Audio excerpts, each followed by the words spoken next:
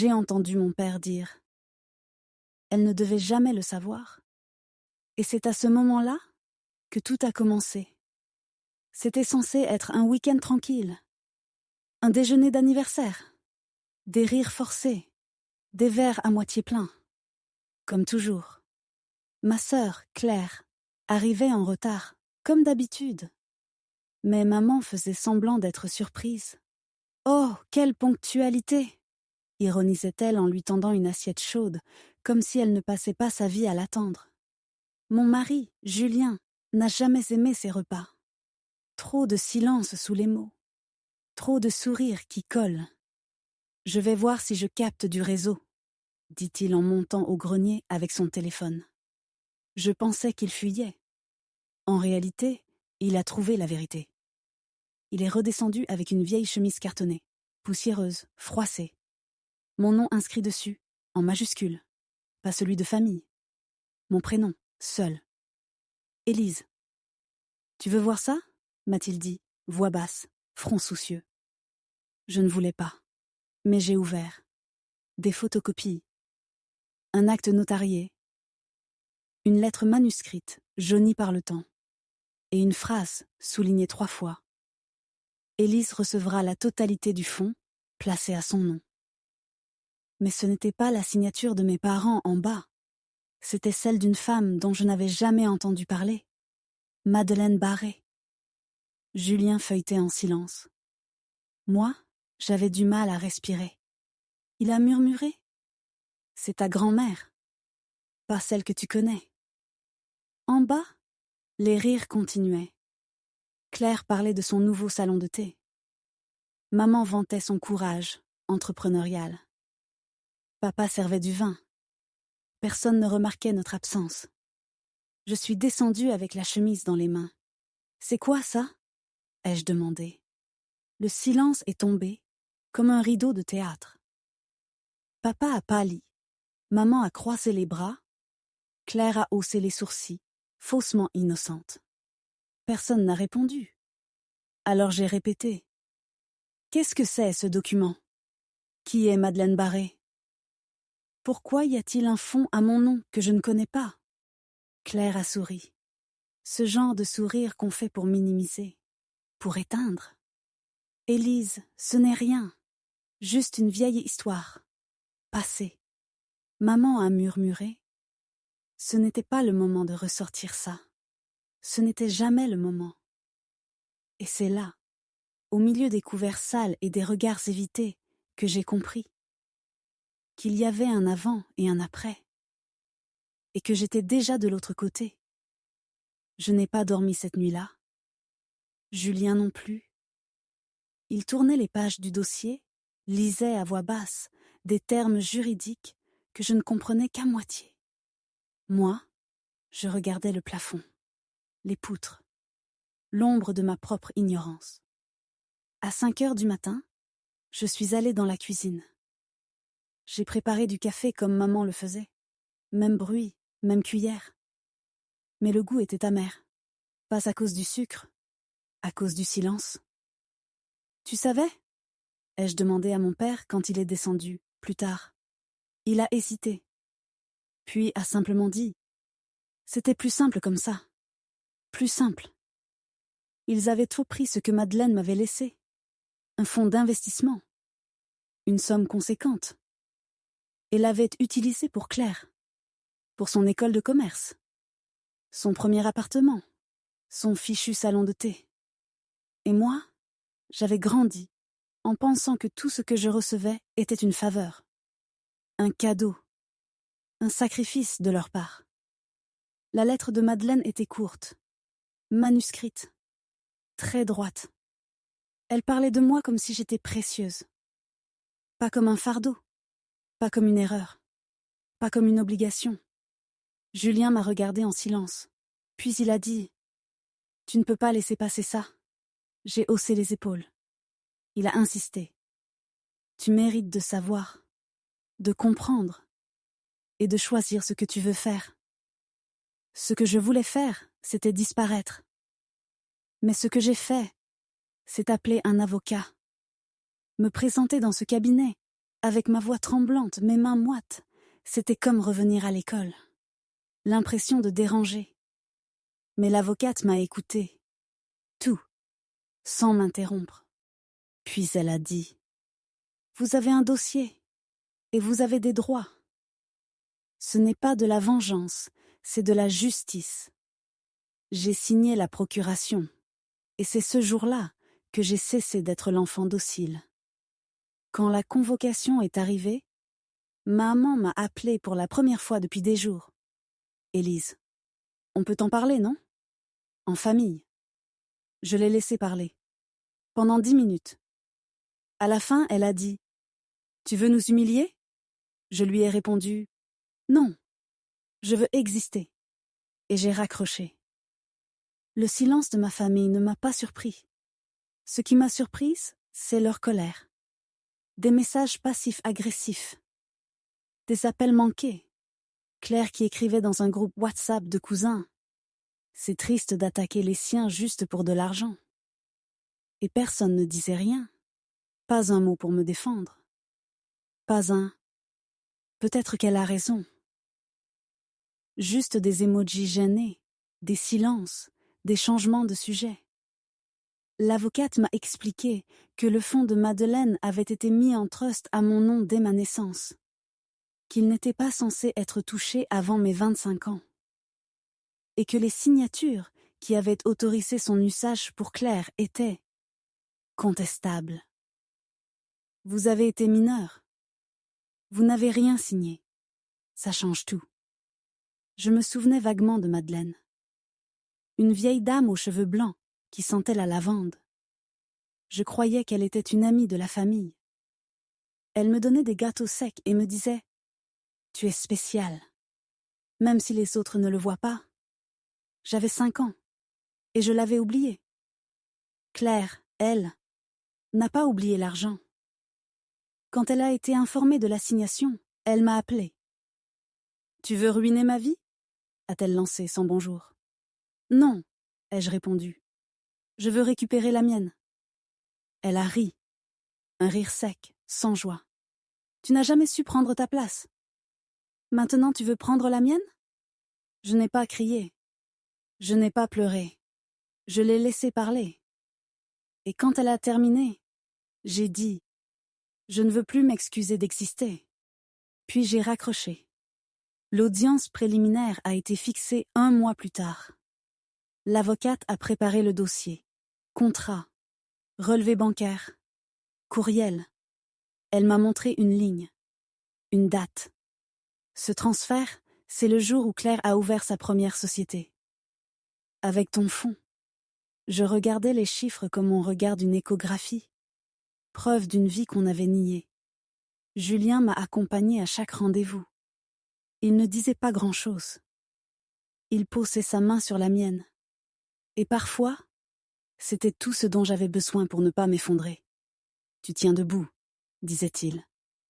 Et cette fois, tu ne te plies plus. La veille de l'audience, maman a envoyé une lettre. Manuscrite. Pas d'excuses. Pas de confession. Juste une phrase. Ce qui compte, c'est la paix. Je l'ai lue 3 fois, puis je l'ai déchirée. Parce qu'il y a une paix qu'on impose, et une qu'on construit soi-même. Le matin de l'audience, il pleuvait. Pas une pluie dramatique. Une pluie fine, presque invisible.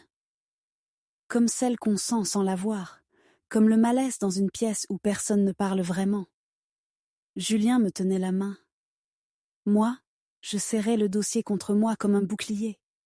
Il n'y avait pas de public, juste nous, l'avocate, la juge, et eux, ma famille. Claire était maquillée comme pour une conférence de presse. Maman portait un tailleur gris trop strict, trop raide. Papa ne me regardait pas. J'ai compris à ce moment-là. Ils n'étaient pas venus pour comprendre. Ils étaient venus pour se défendre. Contre moi. L'avocate a parlé. Posément. Chaque mot précis, tranchant comme une lame de verre. Elle a déroulé les faits. Le trust, la clause d'usufruit, les transferts. Elle a sorti les documents originaux, les relevés, les signatures.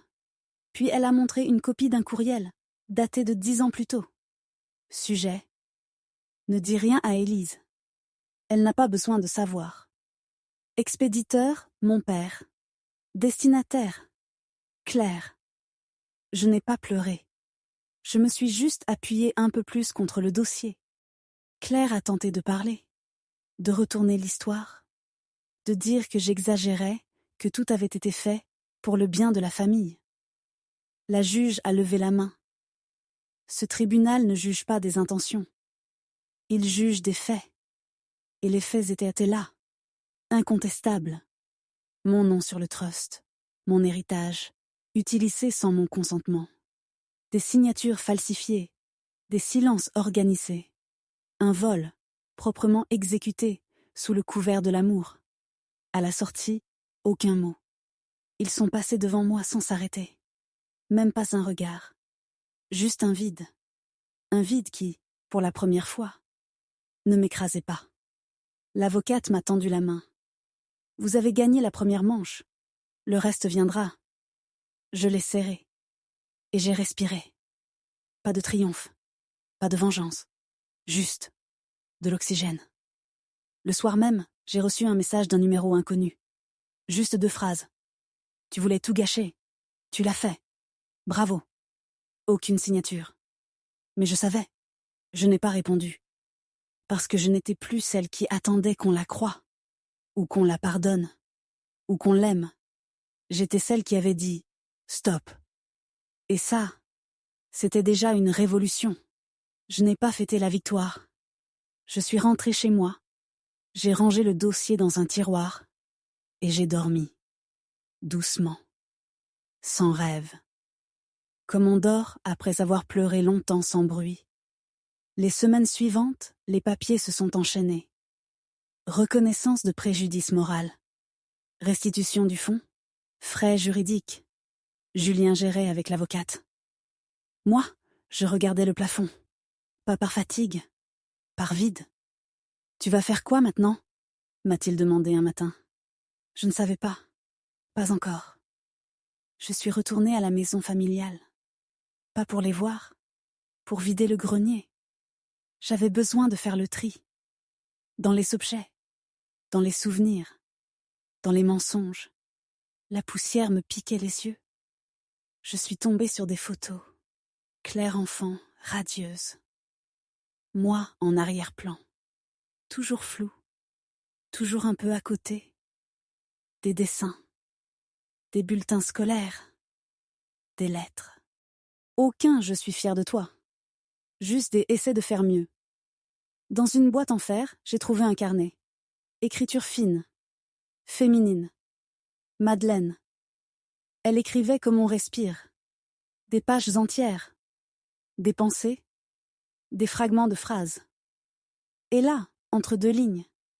Elle ne sait pas encore. Mais un jour elle saura. Et elle fera ce qu'il faut. J'ai fermé les yeux. Et j'ai su. Ce n'était pas à propos de l'argent. Ni même du mensonge. C'était à propos de reprendre ma forme. Mon contour. Mon droit d'exister sans permission. J'ai vendu une partie de l'héritage. Pas tout. Avec une partie, j'ai loué un petit local dans le quartier du Canal. Ancien atelier de couture. Mur blanc, grande fenêtre. Silence vrai. J'y ai installé une bibliothèque libre. Un espace où les femmes peuvent venir, lire, écrire, boire un thé. Pas pour prouver. Pas pour plaire. Juste pour être. Je n'ai pas invité ma famille à l'ouverture. Mais 1 semaine plus tard, une enveloppe est arrivée. Pas de nom. Juste une phrase manuscrite. Peut-être qu'un jour, on lira ce que tu écris. Je l'ai accrochée au mur. Pas comme pardon. Comme témoin. Car ce que j'ai gagné n'est pas une somme. C'est un espace. Intérieur. Inviolable. Le local a pris vie plus vite que je ne l'imaginais. Une voisine m'a apporté des livres. Une autre a proposé de tenir une permanence. Une mère isolée venait tous les après-midi, juste pour s'asseoir. Elle ne lisait même pas. Elle respirait. Et moi j'étais là, présente, entière. Un jour, une femme âgée s'est arrêtée devant la vitrine. Elle est entrée, lentement, observant les murs, les étagères, les fleurs séchées dans un vase. « C'est vous, Élise ?» demanda-t-elle. J'ai acquiescé.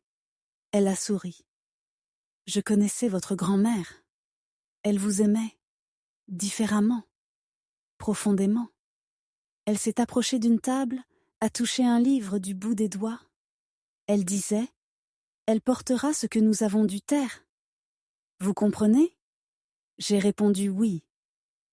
Mais pas avec des mots, avec le silence entre nous. Dense, vrai. Parfois, Claire apparaissait dans mes pensées. Non pas avec haine, avec distance. Je ne cherchais plus à ce qu'elle comprenne. Je n'espérais plus d'aveux. Je n'étais plus suspendue à leur reconnaissance. J'avais désamorcé leur pouvoir. Un samedi, en rangeant les étagères, j'ai trouvé un livre avec un marque-page plié. À l'intérieur, une carte. Simple. Blanche. Sans signature. Un seul mot. Merci. Je n'ai pas cherché à savoir qui l'avait laissé. Ce que j'avais construit n'était pas une revanche. C'était un refuge. Mais pas seulement pour les autres. Pour moi aussi. Un endroit où la honte n'entrait pas. Où l'on n'était pas défini par ce qu'on nous avait volé, mais par ce que nous choisissions de faire avec ce qui restait. Julien m'observait parfois de loin, assis près de la porte. Il lisait, silencieux. Un jour, il a dit « Je te découvre encore ». Je lui ai souri. Moi aussi. Une journaliste locale a demandé à faire un portrait du lieu. J'ai hésité, puis accepté. Pas pour raconter le scandale, pour raconter la reconstruction. L'article s'est intitulé « L'espace des silences brisés ». Claire n'a jamais réagi. Ni mes parents. Mais d'anciens voisins sont venus. Une institutrice. Une cousine oubliée. Toutes avec la même phrase. On ne savait pas. On croyait. Et moi, intérieurement, je sais. Moi aussi j'ai cru. Longtemps. Mais maintenant, je ne crois plus. Je sais. C'était un jeudi après-midi. Calme. Le genre de jour où tout semble suspendu. Une femme est entrée dans le local. Silencieuse. Droite. Visage fermé. Claire. Je n'ai pas bougé. Ni elle. Elle a regardé autour d'elle comme si elle entrait dans un musée où elle n'avait pas le droit de toucher. Puis, doucement, elle a dit « C'est beau ». Je n'ai pas répondu. Elle s'est approchée d'une étagère, a pris un livre au hasard, l'a reposé. « Je n'ai jamais su comment te parler », a-t-elle murmuré. « Moi non plus », ai-je répondu. Un long silence. Puis, papa est tombé malade. Rien de grave. Mais il parle de toi. Il regrette. Je l'ai regardé. Regretter quoi ? D'avoir volé, d'avoir menti, ou d'avoir été pris. Elle a baissé les yeux. Tu crois que je ne souffre pas, moi aussi ? J'ai inspiré. Lentement. Je crois que tu n'as jamais souffert d'être invisible. Elle a voulu s'asseoir. Je n'ai pas dit non. Nous sommes restés là, côte à côte. Deux femmes avec la même enfance, mais pas le même héritage. Elle a dit « Tu m'as humiliée ». Non, j'ai mis la lumière. Elle a hoché la tête, presque imperceptiblement. « Tu vas me détester toute ta vie ? » Je ne te déteste pas, Claire. Je me choisis. C'est différent. Elle s'est levée, a posé une enveloppe sur la table. C'est pour toi. Pas d'excuses. Juste ce que je te dois. Puis elle est sortie. Je n'ai pas ouvert l'enveloppe. Je l'ai rangée dans la boîte en fer, avec le carnet de Madeleine, la carte merci, et la photo floue où j'étais enfin devenue nette. Le soir, j'ai écrit sur le grand tableau au fond du local. On ne se libère pas en criant sa douleur. On se libère quand on n'en a plus besoin. Le lendemain, quelqu'un avait collé un post-it en dessous. Lu, reçu, merci. Et c'était ça, Désormais, mon rôle. Pas être comprise, être lisible. Lisible par d'autres femmes fatiguées d'être en marge de leur propre vie. Je n'étais plus un secret de famille. J'étais un livre ouvert. Et si certains refusaient encore de tourner les pages, tant pis. J'écrivais quand même. Le local était vide ce matin-là. Pas de bruit, pas de pas. Juste la lumière douce qui traversait les vitres et la poussière qui dansait lentement. Je me suis assise au fond, près du mur, où s'alignaient les phrases laissées par d'autres. Mots anonymes, confidences suspendues. Mon regard est tombé sur la boîte en fer. Je l'ai ouverte. Il y avait la lettre de Madeleine, le carnet, la carte, l'enveloppe toujours scellée de Claire. Je n'ai rien touché. Je l'ai simplement refermée. Sur la porte vitrée, un nouveau mot écrit à la craie. Ici, on ne demande pas pardon d'exister. Je l'ai laissé, pas comme slogan, comme vérité. J'ai fermé les rideaux, rangé les chaises, éteint les lumières. Puis je suis sortie, sans me retourner, sans peur d'être oubliée, parce que je ne me perds plus.